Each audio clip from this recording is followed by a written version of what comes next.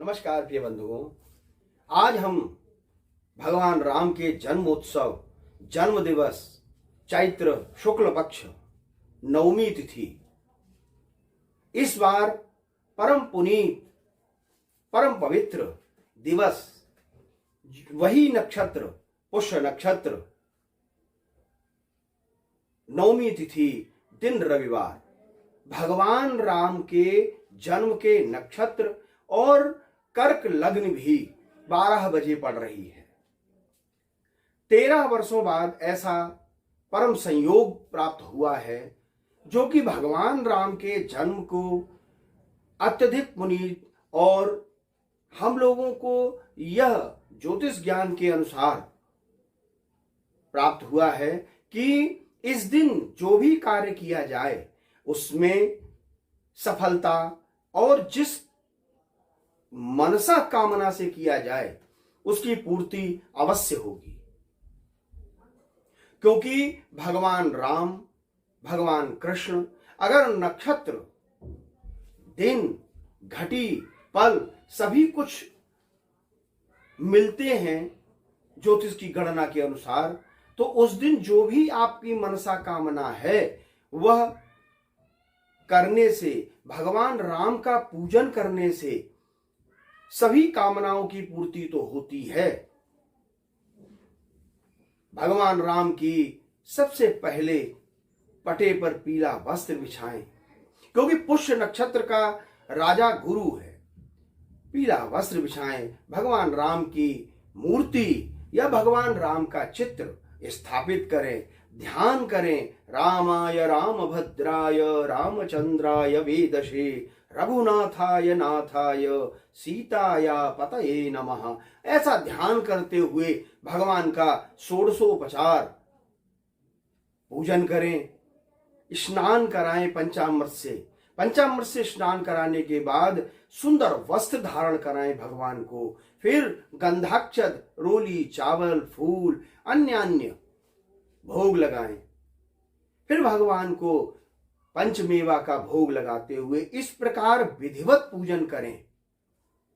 अब हम मूलतः इस विषय पर आते हैं कि ऐसा इस दिन क्या किया जाए जिससे कि राशि के अनुसार भी सभी को प्राप्त हो, फल भी प्राप्त हो और मनिच्छित कामना की पूर्ति भी हो। जो बहन बेटियां गर्भवती हैं उनके लिए यह नक्षत्र संतान के लिए, क्योंकि हमारे यहां भागवत जी में भी पूर्व विदित है कि गर्भवती बहन बेटियों को अगर गर्भस्थ शिशु के समय भगवान की आराधना करें तो भगवान की कृपा उन गर्भवती स्त्रियों को और गर्भस्थ शिशु को भी प्राप्त होती है और संस्कार गर्भ से ही प्राप्त होते हैं। उन लोगों को भय भ्रगट कृपाला दीन दयाला कौशल्या हितकारी, इसका जाप करें, इसका पाठ करें और भगवान का श्री रामभद्राय नमः इसका जाप करते हुए अगर इसका 108 नहीं कर सकती हैं तो केवल 51 बार, वह भी न कर सके तो 31 बार जाप करें। इस प्रकार से भगवान राम का विधिवत पूजन और ध्यान करने से, क्योंकि हमने सबसे पहला गर्भस्थ स्त्रियों के लिए इसलिए लिया है कि भगवान राम की कृपा शिशु पर होने पर सभी प्रकार से रक्षा की स्थिति होती ही है। उनके पिता जो गर्भस्थ स्त्रियां हैं उनके पति राम रक्षा स्तोत्र का पाठ करें। चरितम रघुनाथस्य शतकोटि प्रविस्तरम एकैकमक्षराम पुंसाम महापातक नाशनम, इस प्रकार से पाठ करने से शिशुओं के लिए उनकी माताओं के लिए सुरक्षा की स्थिति सर्वोत्तम बनती है। अब भगवान राम का पूजन करते समय किन किन चीजों का किन किन राशियों के अनुसार शुभ फल प्राप्त होगा यह हम आपसे कहते हैं। मेष राशि वाले भगवान को लाल रोली से लगे हुए चावल चढ़ाएं और केसर का भोग लगाएं। वृष राशि वाले खीर का भोग लगाएं। मिथुन राशि वाले भगवान को भोजन, षोडश पंचोपचार भोजन, विधिवत सुंदर भोजन बना करके भगवान का भोग लगाएं। कर्क राशि वाले दूध का भोग लगाएं। सिंह राशि वाले रसमलाई का भोग लगाएं। कन्या राशि वाले भगवान को रबड़ी का भोग लगाएं।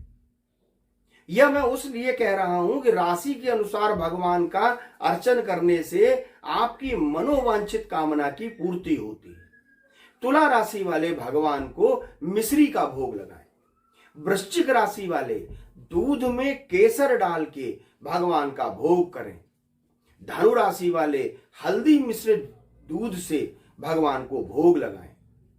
और पीले फूल और पीली मिठाई, केसर मिश्रित हो ऐसी पीली मिठाई से भगवान का भोग लगाएं।